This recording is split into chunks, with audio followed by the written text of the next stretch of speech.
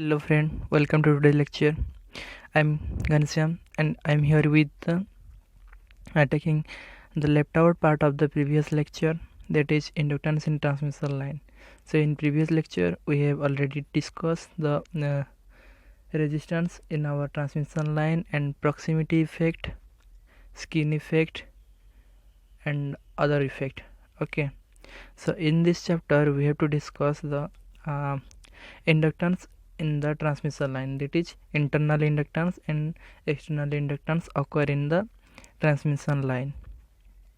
So before going to our full description of the inductance, let us know what is inductance. So what is inductance? Inductance is an element, electrical element which can store the electrical energy in the magnetic field, which can store the electrical energy in the magnetic field, or in presence of the magnetic field it stores the electrical energy. Okay, so our inductance, the unit of inductance is Henry. Unit of inductance is Henry and its symbol is L and Henry symbol is H. So our inductance, so voltage across the inductance will be written as VL is equal to L DIL by dt. Okay, this is our formula. By this we can also calculate the current through the inductance, that is IL is equal to that derivative time part will be transferred to this, and by integrating both the side we will calculate the current across the inductance or inductor. Okay, so in transmission line those are composite of our parallel conductor, which are for all practical purposes can be considered as a infinite long conductor. I think it is written in the next slide here, but before going to that I want to show you this figure. This is our coil made up of the, we are circling by this type. Okay, this is our inductor and this is our external conductor. So here voltage source is provided and there is a current. So here by the electromagnetic induction principle there is induction of flux. Flux will be created here by the principle of Lenz's law first, then again by the according of our electromagnetic induction principle, E is equal to, that is our d phi by dt volt. Okay, so E is equal to d phi by dt volt, and then here phi, this is phi or psi. Okay, this symbol, this is phi or psi, represent the flux linkage, or this may be written as phi, like this, of the circuit, and its unit is Weber per turn or Weber turn.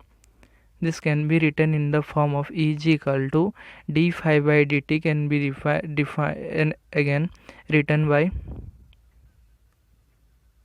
this type, d psi by dt.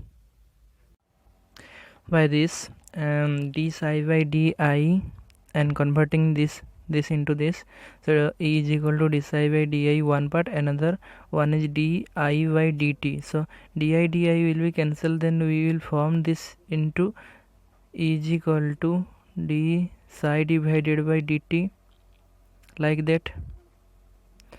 So here di will be cancelled, then we will get this, but we cannot cancel this. Let me erase first. So here d psi by di is equal to inductance L and di by dt. Di by dt left part is here, so unit of E, that is voltage V. L is equal to d psi by di is defined as the inductance of the circuit in Henry. L is equal to d psi by dt Henry. Henry, the unit of inductance is Henry.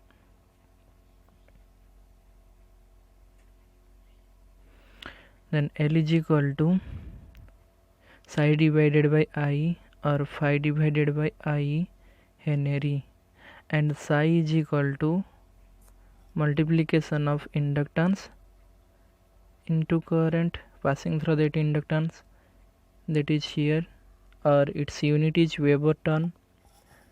Flux unit is Weber turn. If the current is alternating, the above equation can be written as if our current is alternating, then above equation is equal to lambda is equal to Li, or psi is equal to lambda, or phi is equal to lambda, that is whole our flux linkage, and I is the current, and therefore by replacing d by dt by j omega in previous equation, that in this equation d by dt is replaced by j omega.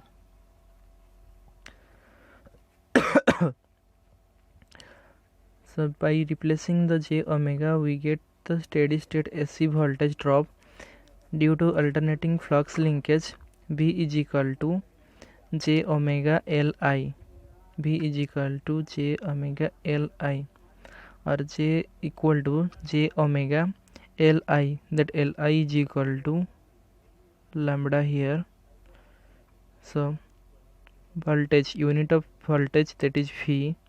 On a similar line, the mutual inductance between two current is defined as the flux linkage of one circuit due to current in another circuit, that is our mutual inductance. So mutual inductance is equal to lambda 12 divided by I2, that lambda 12 is the flux linkage and I2 is the current across the secondary coil. The voltage drop in the circuit 1 due to the current in circuit 2 is equal to V1. V1 is equal to j omega M12 I2. So j omega 12, j omega will be j omega here, M12 and I2. M12 and I2, multiplication of this will get the lambda 12. So I have written here, and the unit of voltage V. Okay, the concept of mutual inductance is required while considering the coupling between parallel line and the influence of power lines or telephone line. Okay, so in our telephone line or power line, this mutual inductance will be in our phase to consider this. So inductance for single phase conductor in our transmission line are those are composed of parallel conductor and can be assumed in infinity. So those are assumed to be infinity, and we will develop expression for flux linkage of an isolated conductor carrying cylindrical conductor with return path lying at infinity. On the later slide, we have to show that figure, like here, this figure. So first we have to study know about the theory behind that. So we will develop expression for flux linkage of isolated current carrying conductor, cylindrical conductor with returning path lying in infinity. That means if our input current like here or supply is like here, then our returning path, that returning path is maybe in the 1000 or like 100 kilometer effort, so like that. So this will form single turn circuit, and magnetic flux line are concentric circle with direction given by the right hand rule. You know already that right hand rule. I don't want to tell all those things because of the time issue. And to calculate the inductance of the conductor, it is necessary to consider the flux linkage, consider the conductor as well as external flux. Internal flux progressively link a smaller amount of current as we proceed inward toward the center of the conductor. So let's see the internal conductance, or not internal conductance, it is internal inductance. So there is a figure which is a conductor, and this is our outer part and this is our inner part. So it is composed of two. So we have to find the internal flux linkage, and another one is our external flux linkage. So first we have to discuss about our internal flux linkage. So how to link the internal flux in the core of the conductor. So here it is mentioned. I think it is visible to you. Okay, so it is our internal radius y, small y. Small y is our internal radius, and capital small r is our external radius, and dy is our small cross section. Dy is our small cross section and area, and ds we have taken this ds is our small cross section for our calculation, for our mathematical calculation. Okay, so let's see the mmf flux concentric closed circular path of radius y. So here it is written radius y internal to the conductor is shown in the figure, and by Ampere circuital law, in the closed path the magnetic field intensity at particular cross section is equal to our current flowing through that conductor. That is our Ampere circuital law is given. So Hy is our magnetic field intensity. The unit of magnetic field intensity is ampere turn per meter, and then Iy is the current enclosed, that is in ampere. So by symmetry, Hy is constant and the inductor in the direction of all along the circular path. Therefore, from the equation number 2.8, from this equation only we have the area cross section, small cross section area, that dy or ds, that is ds, I think ds is equal to 2 pi y. Okay, remember that ds is equal to 2 pi y. So here 2 pi and y is our radius, and our left part is hy, left part is hy is equal to Iy. So assuming uniform current density, so J is equal to, that is current density, J is equal to I by A and I by A. So by comparing this internal flux and external flux, or internal radius to outer radius, we will get this. So here Iy divided by A, so area is equal to pi r square, so pi into y square internal radius, and I external current divided by phi into external radius square. So by converting this Iy is equal to transferring this denominator part of the first LHS side to RHS side, then ry square pi y square divided by pi r square into ir and then by cancelling each pi from the numerator and denominator, we will get y square divided by r square into ir square here. So by this we will get Iy is equal to y square divided by r square into I. Let me erase. So here from equation 2.9 and 2.10 we obtain Hy is equal to yl divided by 2 pi r square ampere turn per meter, that is our unit of that Hy, and by, that is flux density in meters from the center of the conductor, that is b is equal to mu 0 into h, or by is equal to mu into hy. Then mu will be here, and hy is previously calculated this term. So by multiplying this we will get vy is equal to mu yl divided by 2 pi r square into Weber per meter square, the unit of that by. and mu is the permeability of the conductor. Let's going to our next slide. So here I want to say that before going to our next slide, make sure you have to always taken the all those screenshot of your this video. So let's see. So consider now enter infinitesimal tubular element of thickness dy and length 1 meter.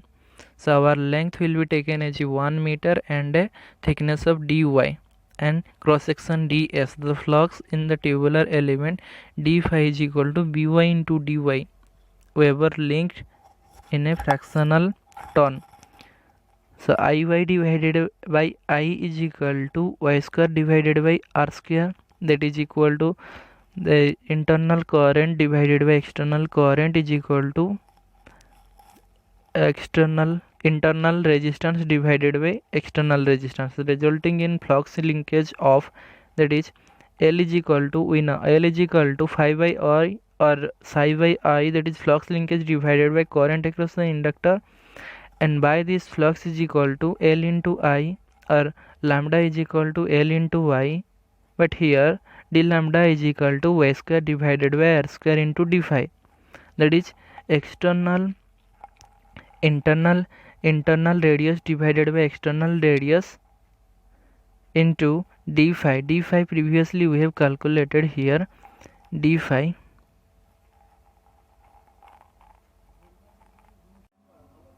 let's see the d phi calculation. For before going to the d phi calculation, we have to know the formula of magnetic field density, that is P is equal to mu into H. You have already know magnetic field intensity is our H and mu is the permeability here.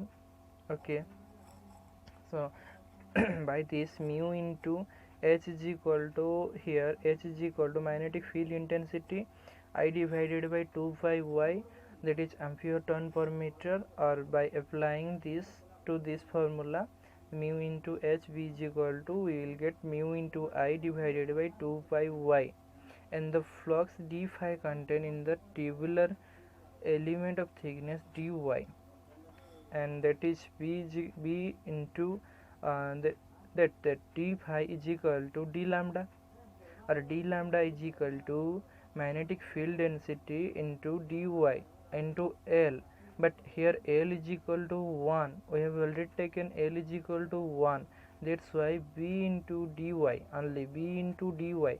So b will, we have previously calculated from this equation, like let here equation A. So from equation A, b is equal to mu into I divided by 2 pi lambda and 2 pi lambda dy Weber per meter length of conductor, and the flux d phi being external to the conductor link all the current in the conductor. So from this we have calculated the d phi, that d phi is equal to mu into I divided by 2 pi y into dy Weber per meter, and then this dy will be putted upon here, then here r square and r square will be multiply with each other, then we will get r to the power 4, and the 2 pi will be come to this 2 pi and mu into L, and y square and y will be multiply, that is form in yq. So by integrating that, L internal is equal to mu into I divided by 8 pi, that is in Weber term per meter. Okay, so it is our internal flux linkage, that is lambda internal. For relative permittivity, mu r is equal to 1. We have already know relative permittivity mu r is equal to 1, that is non-magnetic conductor, and mu is equal to 4 pi into 10 to the power 7. It is our constant formula. Okay, so therefore internal flux linkage, that L in lambda internal is equal to 1 by 2 into 10 to the power minus 7. By calculating this whole process, we will get 1 by 2 into 10 to the power minus 7 Weber turn per meter, and L internal is equal to 1 by 2 into 10 to the power minus 7 Henry per meter also. So this unit is also correct and this unit is also correct. So it is our internal flux linkage or internal inductance. Okay, this is our internal inductance and this is our internal flux linkage. So it is complete. Next, going to our external flux linkage. Let me erase first upon here. So here the diagram is showing that P1 and P2 are 2 point. I am showing here. This is 1 point and this is 1 point. P1 and P2 are 2 point with a distance D1 and D2, and its small resistance R, and this concentric circle resistance Y, and this is our small cross section dy. So let me erase so that it is clear to you. Okay, I think it is visible to you. So we have previously calculate our d phi is equal to mu into I divided by 2 pi y into dy Weber per meter length of the conductor, at d lambda is equal to, that is our small flux in the small cross section, is equal to 1 into d phi is equal to mu into I divided by 2 pi y into dy. Therefore the total flux linkage in the conductor due to flux between point P1 and P2. And then by integrating both this from the smaller what is called that smaller radius to greater radius, that is d1 to d2, by integrating this mu y divided by 2 pi y into di, and that is equal to mu divided by 2 pi into I, that is our constant. Then ln integration of this is equal to ln d2 by d1,